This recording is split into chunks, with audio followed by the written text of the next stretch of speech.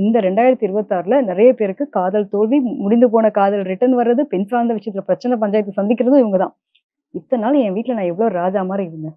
என்னை எல்லாரும் மதிக்கவே மாட்றான், கட்டின பொண்டாட்டியும் மதிக்க மாட்றான், என் லவ்வர் என்ன கண்டுக்க மாட்றான் இப்படின்ற பிரச்சனைலாம் வரும். ஓ! Okay, okay. இந்த டைம் பீரியட்ல ரொம்ப ரொம்ப கவனமா காதல்ல தோல்விய சந்திக்கக்கூடிய ஆட்கள்ன்றது யாருன்னா, சிம்மத்துல பிறந்தவங்க தான் கவனமா இருங்க. ராகு முறையற்ற காதல், அதே மாரி வந்து காதல் திருமணத்திலேயே வந்து பஞ்சாயத்து சந்திக்கிறது இவங்க தான். ஜாதி மறிய திருமணங்கள் இதெல்லாம். புரிஞ்சுட்டாங்க அப்டின்னா ஓகே. இத்தன நாள் நான் எப்படி நான் ஒரு மரியாதையா வச்சுட்டு இருந்தேன். இன்னைக்கு என் பொண்டாட்டி சோறு எடுத்து போட்டு சாப்பிடுறான்னு சொல்றா. என்ன இது?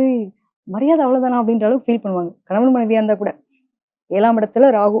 முடிஞ்ச அளவுக்கு அமைதியா போயிட்டாங்கன்னா, டிவோர்ஸ் எல்லாம் போகாம நல்லபடியா திருமணத்த பண்ணிட்டோம். நல்லபடியா வாழ்றோம் அப்படின்ற மாரி போயிடும்.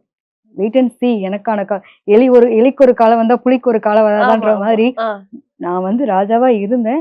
இன்னைக்கு என்ன ஏதோ ஒரு குஜவாய்க்கு உட்கார வச்சிருக்கு இந்த கேது. எனக்கு ஒரு ஞானத்த குடுக்குது.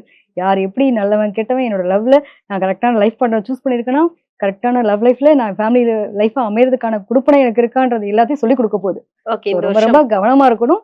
அவசரப்பட்டு வார்த்தைகள விட்டுறக்கூடாது. கோவத்திலயும் நீங்க எடுக்கக்கூடிய முடிவுகள் பிரச்சனையா மாறலாம். விட்டு குடுத்து போனா வாழ்க்கை ரொம்ப சூப்பரா இருக்கும் அப்படிங்கிறது தான் இந்த 2026ல சிம்ம ராசிக்காரங்க ரொம்ப ரொம்ப கவனமா இருக்க வேண்டிய கவனமா ஆள். இருக்கணும்.